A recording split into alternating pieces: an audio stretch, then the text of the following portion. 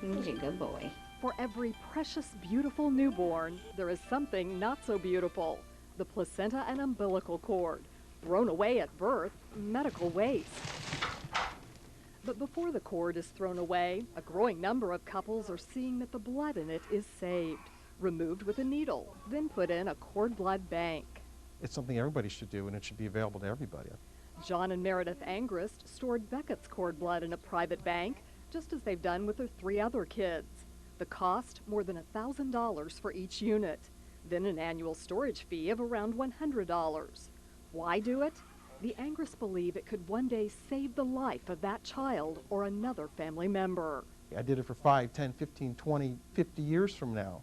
The stem cells in cord blood can now be used to treat about 70 diseases, including certain leukemias and anemias. There could be many more uses in the future. The private, for-profit banks advertise heavily to expectant parents, telling them it's a once-in-a-lifetime opportunity to bank cells that will be immediately available to your family. It is pressure, but you don't want to look back in 10 years and say, oh my gosh, if I'd only done that. But both the American College of OBGYNs and the American Academy of Pediatrics advise against it. So the bottom line is that you're going to spend a lot of money banking your cord blood, and you will most likely never need it. The pediatrician at Shawnee Mission Medical Center says the diseases cord blood can treat now are rare, and that most are curable with chemotherapy alone. Only the worst cases need cord blood.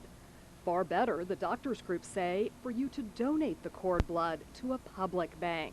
So that somebody out there might be able to use that.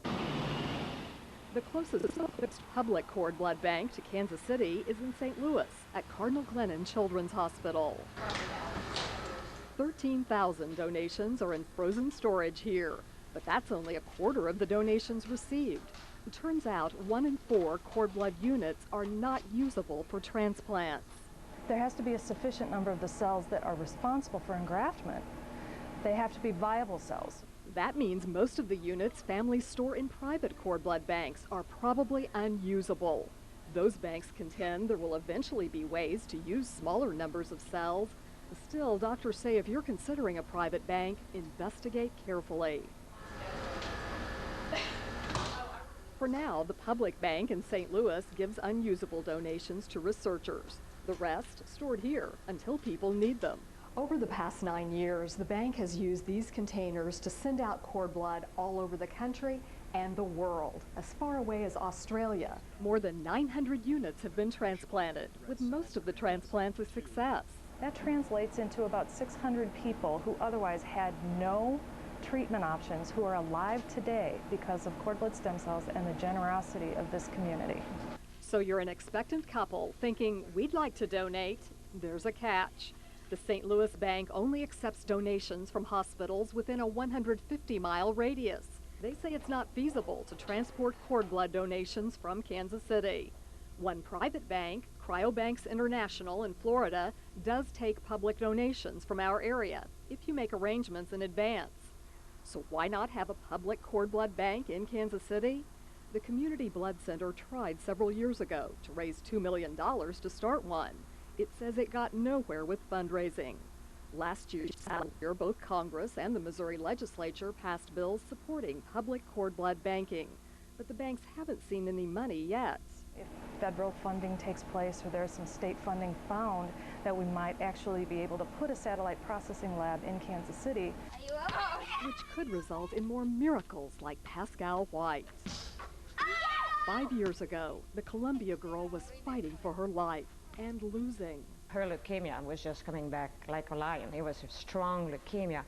Pascal's doctor decided her best hope was a cord blood transplant. It might save her from the ravages of treatment to kill the cancer. They looked to the public cord blood bank in St. Louis. Amazingly, there were 3 matches for Pascal. They picked the best. Well, you saved her life. The 12-year-old's take on cord blood transplants? I think it's kind of gross, but again, I get grossed off really easily. But gross, but life-saving. It's really cool how someone can do that and save someone else's life. In hindsight, Pascal's parents wish they'd stored cord blood from all their daughters in a private bank. But they're so glad the public bank was there. They want more support for those banks, so new parents from our area can donate. And the cord blood routinely thrown away now could save lives. Meryl Lynn McCain, Fox 4 News.